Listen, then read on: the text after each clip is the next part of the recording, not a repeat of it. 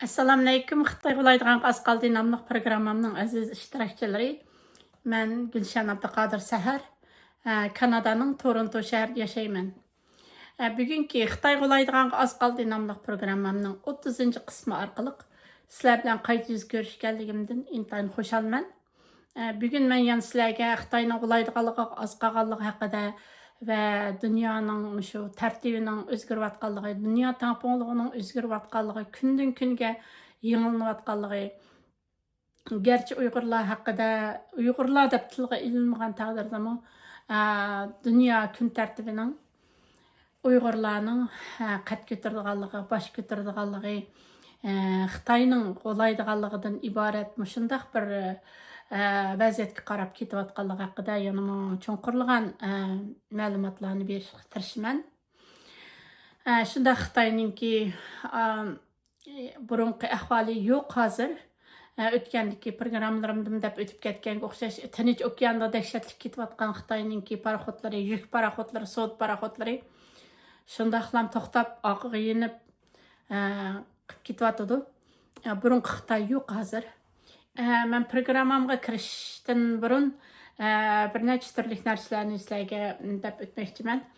Birinchisi, Xitoy taraf shu Amerikada yashayotgan Kuzat Altay inimizningki ishlagan YouTube programmalariga qarta pulliq YouTuberlarni setib olib, bu Kuzat Altay inimizning ishlagan programmalarini qaralash uchun ba'zi odamlarni selib, buning qarshi programmalarni ishlayotgan o'xshaydi. Şunaqa mening diqqatim chekilib qoldi.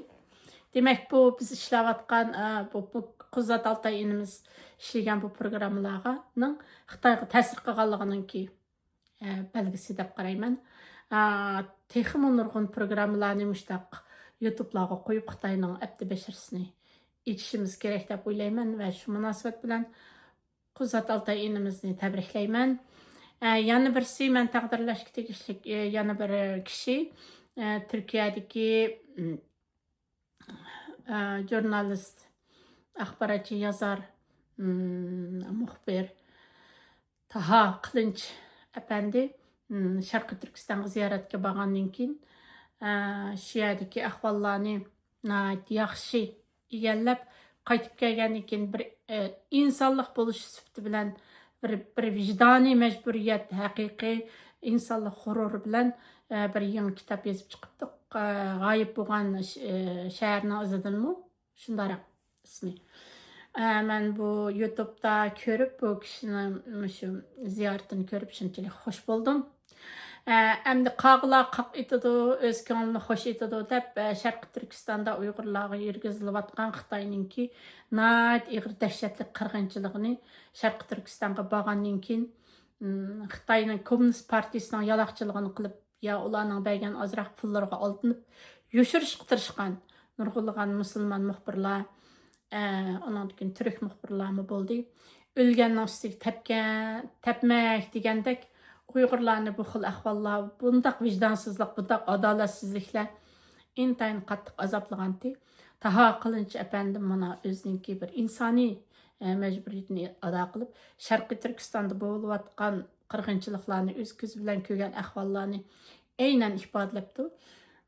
Har qaysi jamilarning ochiqligini, lekin jamining ichiga kirib namoz o'qishning mumkin emasligini, ko'chalarda o'tirgan kishilarning g'amkin xiyolga cho'mib ketganligini, assalomu alaykum deb degan vaqtida va alaykum assalom degan javobni berishqimi qurbining yetmayotganligidan iborat Uyg'urlarning hozir Xitoy zulmi ostidagi Uyg'urlarning umumiy ahvolini, holini yaxshi ifodalab beribdi va hozirgi Falastin bilan o'xshash o'ringa qo'yib, men o'ylayman Falastindan ig'ir, lekin tinch, yumshoq holatda Xitoyning xarakteri yumshoq singib kirish bo'lg'achqa, yumshoq ipaklari bilan, qarz pul to'zoqlari bilan hammaga yumshoq singib kirib qiladigan xarakteri bo'lg'achqa, shunday yumshoq vositalar bilan Uyg'urlarga ilib berayotgan qirg'inchiligi Falastindan nechasi ustun deb o'ylayman. Lekin har holda Falastin bilan o'xshash o'ringa qo'yibdi Taha Qılınç əpəndim. Buning uchun Taha Qılınç əpəndiga inoyati cho'nqur rahmatlarimni bildiraman. Vijdon texi o'lmabdi, adolat texi o'lmabdi. tirik dünyasida yani vicdanlıq adamlar Uyg'urlarning qirg'inchilik uchrayotganligini ko'radigan, yenib turadigan odamlarimiz bor ekan. Shuning uchun shu vajidan Xitoy g'ulaydi, hamon bir kun g'ulaydi. Shundaq vicdanlıq odamlar bor ekan. Yaxshi tahlil qilibdi Uyg'urlarning hozirgi ahvolini. Qo'shmaq tuqqan siyosatini Uyg'urlarning uylariga birdan Xitoy qo'shmaq tuqqanni yerlashtirib qo'yib, namoz o'qamdi, tasbih seramdi, yog'liq chegamdi, nima gaplarni qildi shuni. Kundalik ishlarini mundaq kundalik ularni ko'z oldiga mundaq tekshirib, nima ishlar bo'layotganligini kuzatib dokladlarni yo'llaydiganligini yaxshi ifodalabdi. Bu Taha Qılıç Efendimning kitobini hammamiz birdan setib olaylik Uyg'urlar. Taha Qılıç Efendiga bo'lgan rahmatimizni va qo'llashimizni bildirish yuzidan YouTube'ga kirib yozsanglar chiqadi. Taha Qılıç deb. Shu yerda Yangi Shafaq gazetiniki o'tkazgan ziyoratim bor ekan. Ko'rib baqsanglar bo'ldi. Men shaxsiy nomimdan shunchaki cho'nqur rahmatlarimni bildiraman. Alloh rozi bo'lsin demoqchiman. Endi shunaq dunyo yuzida cho'nqur o'zgarishlar bo'lib ketyapti. Mumkin emas. Biz 2-3 yilning oldida yoki 3 yilning oldida biz bu ishlar qat'iy mumkin emas. Bundaq ishlar bo'lmaydi. Mumkin emas, mumkinmi deydigan ishlar dunyo yuzida yuz beryapti. Masalan, Ahmed Al-Sharah o'tgan programmalarimda bunchaq deb o'tib ketdim. O'sha 10 million dollar tutish buyrug'i chiqargan. Tutpayguchilarga 10 million dollar Amerika dollari beramiz deb tutish buyrug'i chiqargan Al-Sharahni bundan 3 yil burun biz Al-Sharah bilan Donald Trump qo'l elishib ko'rishdi, Macron qo'l elishib ko'rishdi, dunyo BDT yig'inlari qatnashdi.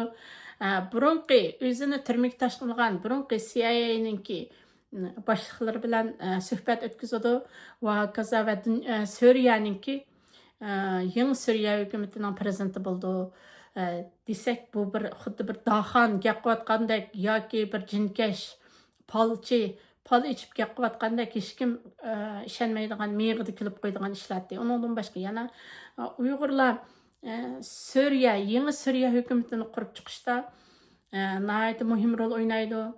Uyg'urlar Al-Sharah bilan birlashib Asad mustabid hokimiyatini ag'dirib tashlab yangi Suriya hukumatini qurib chiqdi desak, hammamiz miyig'imizni kulib qo'yatdik. Uyg'urlar o'zining holiga baqsinchi, o'zining dardiga baqsinchi.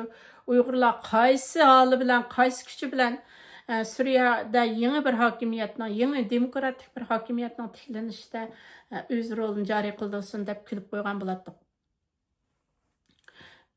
Shuningga o'xshagan mana shundaq biz miyig'imizni kulib qo'yadigan ishlar hozir reallikqa aylanyapti. Suriya davlatlik armiyasi 4-mi, 5-mi shu diviziyaninki diviziya Uyg'ur askarlarining diviziyasi bo'lib turibdi. Demakki dunyoda biz bo'lmaydi degan ishlar bo'ldi ekan. Bo'ladi albatta Uyg'urlarning qo'liga qurollarni tushidi. Hozirmi shu tarbiyalangan shu qurolli askarlarimiz shu Suriya hukumatininki bir diviziyasi bo'lib turibdi. Demakki yo'l mangan sir ichildi. Xitoy yozuvchisi Lushinninki bir gapi bor. Yo'l aslida dunyoda yo'l yo'qdi. Yo'l mangan sir ichilgan degan. Shunga o'xshash Uyg'urlar mangan sir qo'liga ilg'or qurollarni tushdi, ilg'or texnikalarni tushdi. Buningga cheksiz ishonishimiz kerak. Yana birisi shu terror iborasi Xitoyninki 4-5 yilning oldida Uyg'urlarni terrorchi deb Afg'onistonda, Suriyada terrorlik harakatlarini ipiryapti. Terrorchi, anda oqchi-ko'kchi terrorchi deb yomon qattiq dunyoga davron sib ketgan. Bu terror iborasimi Ahmad Al-Sharahning ustidagi terror qalpog'ining ip tashlanishi bilan xuddi tuyuqsizlam zanjirlar sharax ichilib ketgandek, quluplar ichilib ketgandek, chigish jiplar tuyuqsizlam yeshilib ketgandek bir vaziyat yuz berib, hozir Uyg'urlarning ustidagi Uyg'ur terrorchi degan Xitoyninki bu tuhmatlari, bu ihonatlari Uyg'urlar ustidan yurgizayotgan bu ihonatlari butunlay bitchit, tarmar, hech nimaga arzimaydigan bir narsa bo'lib ketdi. Shuning uchun Ümitlik bo'lish kerak Uyg'urlar. Ati o'lib ketadigandak ibodat qilish kerak, ammo o'lmaydigandek Uyg'urlikning og'amchisiga esish kerak deb o'ylayman.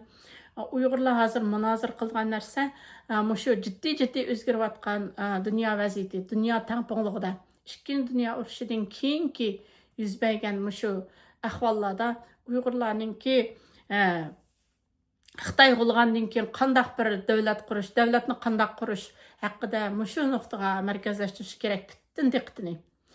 Har qandaq munozirlarning har qandaq o'tirib tashlanayotgan o'tganda man sizlarga deb o'tgan toshlarni eriqlarga tashlagan tosh bilan daryolarga, dengizlarga tashlagan tosh bilan ko'lga tashlagan toshninki beradigan unum o'xshamaydi.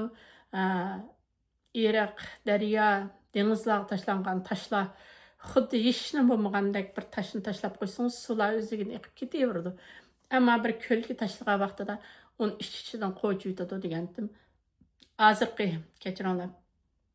Hozirgi shu Uyg'urlarning vaziyati o'sha chunqur bir ko'lga o'xshaydi. Ko'lga tashlangan bir tosh Uyg'urlarning shu ideologiya sohasini, fikr ideya tushunchalar sohasini qalaymaqon qilib turdi.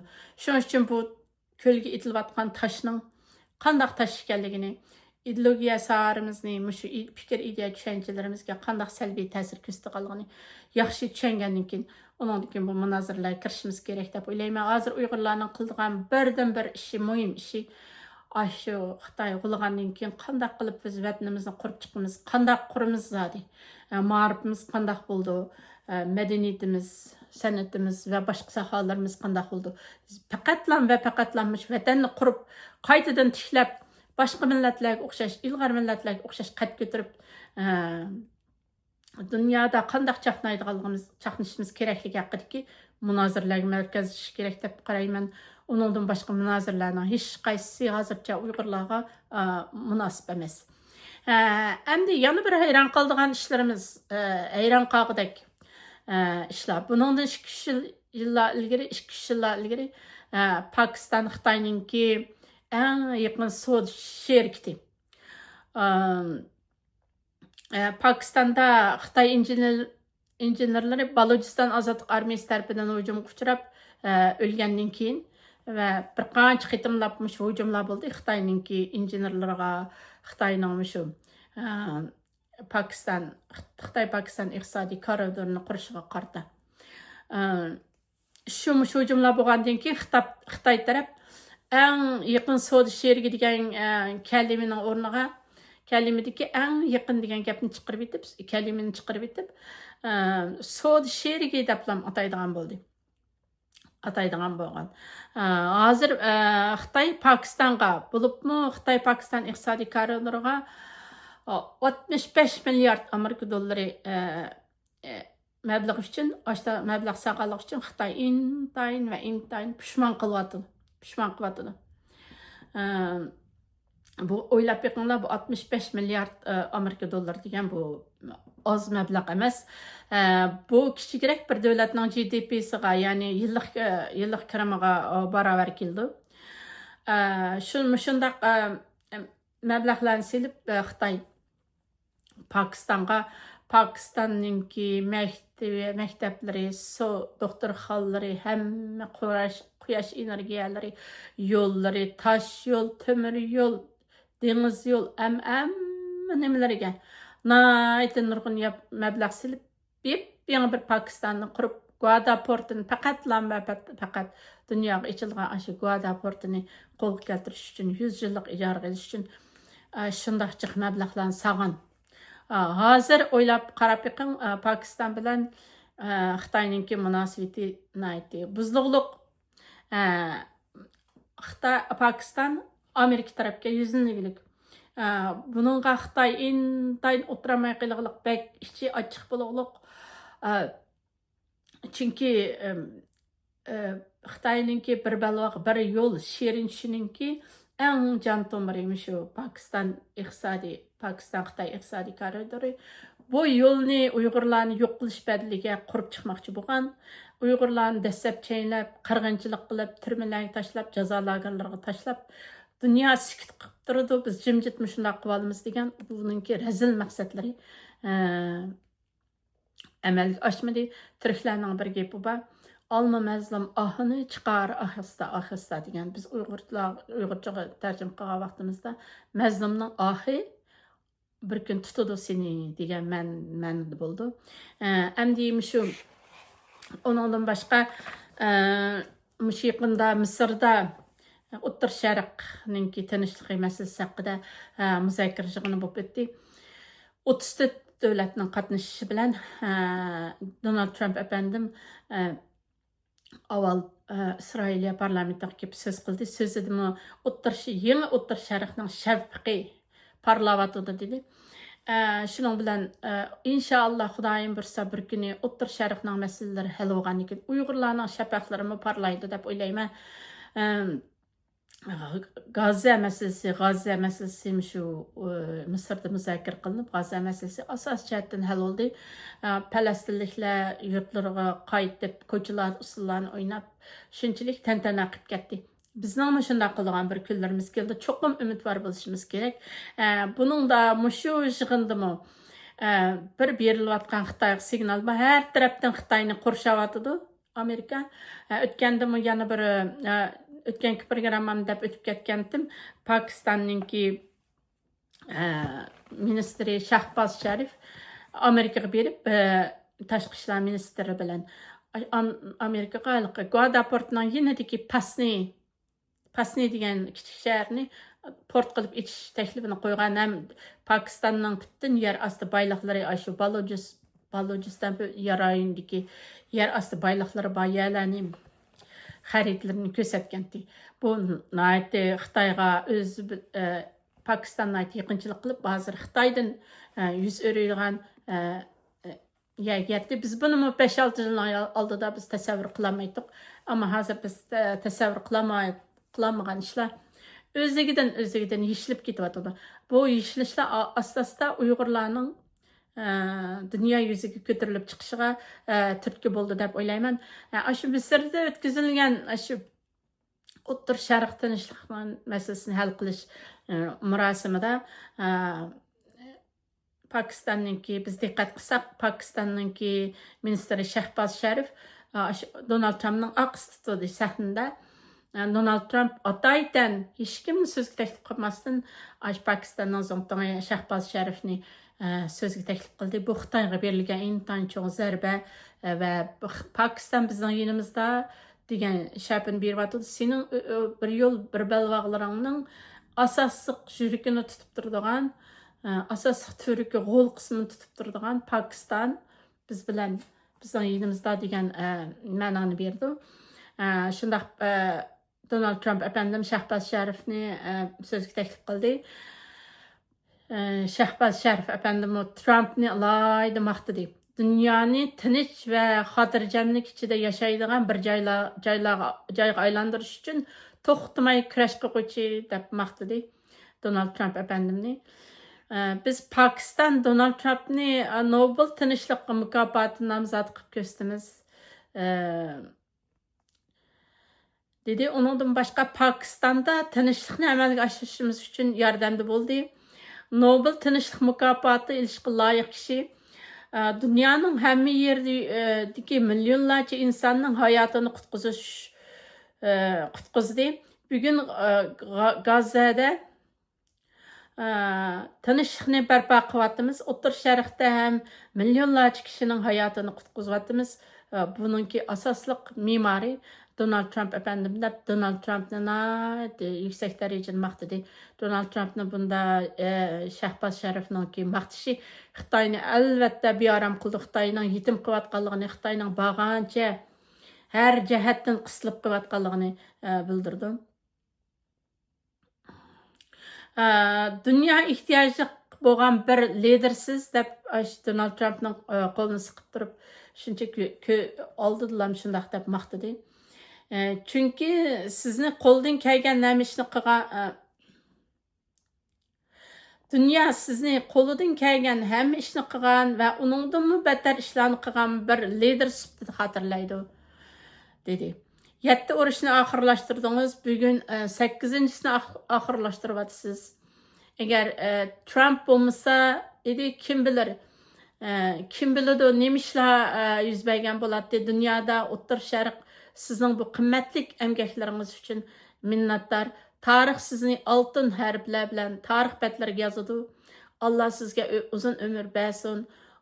Uzun vaqt dunyoga liderlik qilasiz. Tinchlikmi siz bilan birga davom qiladi deb nihoyatda yuqori baholangan bir so'zni qildi. Shahbaz Sharif, Pokistonning ministri Shahbaz Sharif. Bu bundaq cümlelerini, bundaq sözlerini Amerikan maqtashlarini biz 5-6 yılның oldida bundaq bo'ldi deb qat'iy o'ylamgan bo'lardik. 1-2 yilning oldida o'ylamgan bo'lardik. Hozir Pokiston Xitoydan demak yuz o'rvatdi. Pokiston Xitoydan yuz o'rdi degan gap Xitoyninki bir balvoq bir yo'l bu projektining butunlay mag'lub bo'lganligi.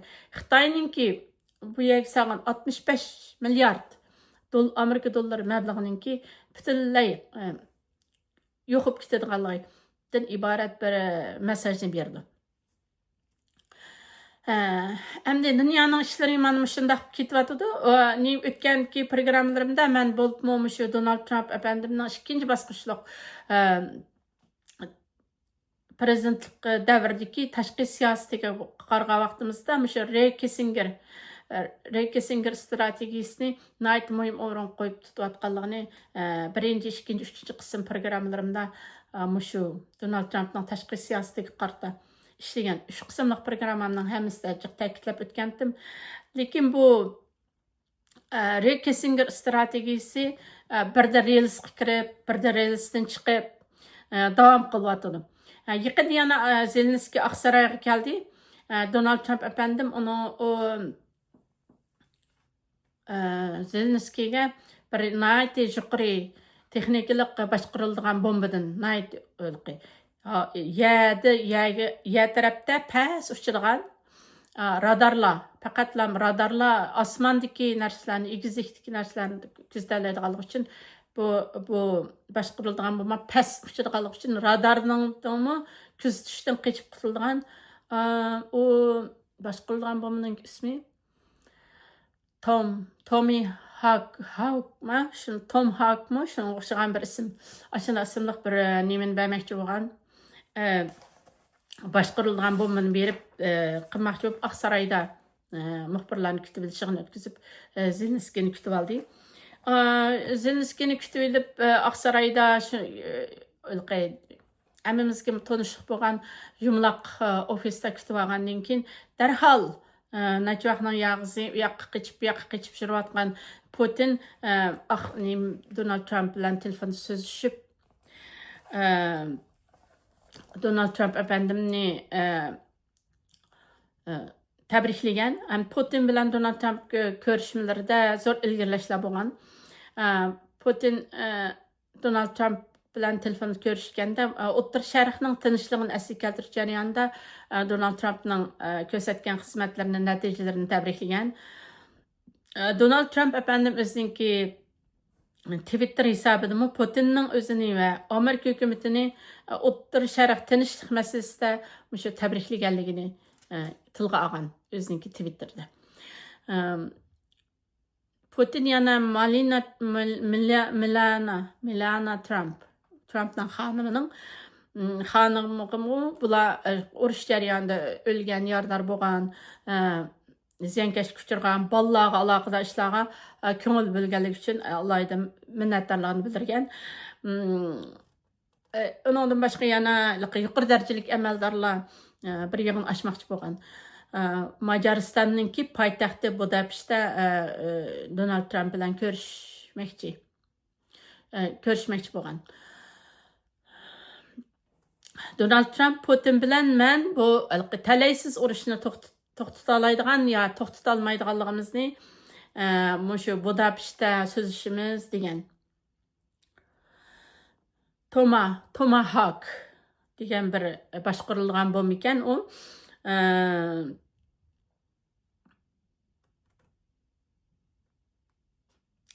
Shuningdek shu Ray Kissinger bu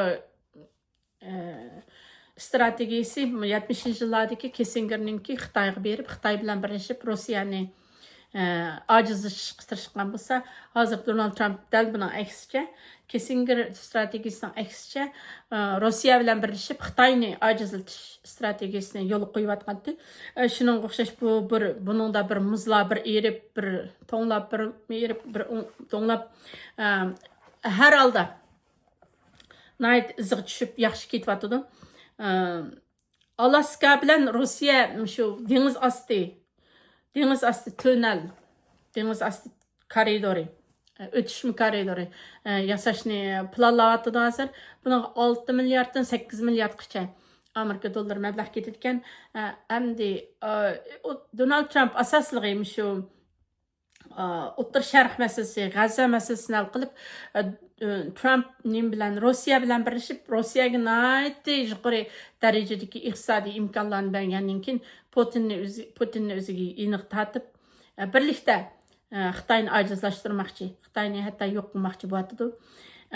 Uningdan boshqa shu 11 ayning 1-kuni, oldimizgi 11 ayning 1-kunidan e'tiboran Xitoyga 100%lik boj qo'yishni o'tirib qo'ydi Donald Trump efendim.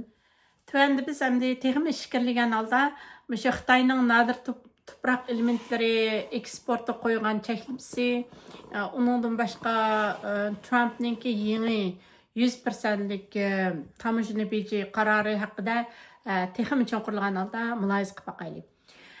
Xitoy Kommunistik partiyasi ichida kuch talish urushi mavjudmi? Degan vaqtida bu kuch talish urushi intayin keskin holda mevcut bulup mu harbiy qism ichida texmo keskin. Men programmamning oldingi qismlari haqida bu harbiy qism ichidagi generallarning ichidagi kuch talishish kurashlari haqida to'xtalgandim. Xi Jinpingning nurg'unlagan o'ziga o'qituvchi deb qaragan harbiy generallarni chiriklik banisi bilan qo'lga olganligi ma'lum. Yaqinda bularning ichidagi 9 nafariga jazo berganligini e'lon qildi. Bularning hammasi Xitoy ozodlik armiyasi ichidagi eng yuqori darajalik harbiy amaldorlar edi. Demak, Xi Jinping harbiy qism ichida bir siyosiy o'zgarish bo'lib qolishidan intayin andish qiliqliq. Endi kam uchraydigan nadir element eksportlariga kelsak, bu kam uchraydigan nadir element eksporti Xitoyning qo'ldagi hozir yangi bir qurol bo'lib turibdi. Xitoyning harbiy paratlari, harbiy manevrlari, bir qog'oz yo'lbas, u bir ichi quruq chirib ketgan bir portrak o'xshaydigan bir narsa. Hozir Xitoy o'zi uchun uningdan battar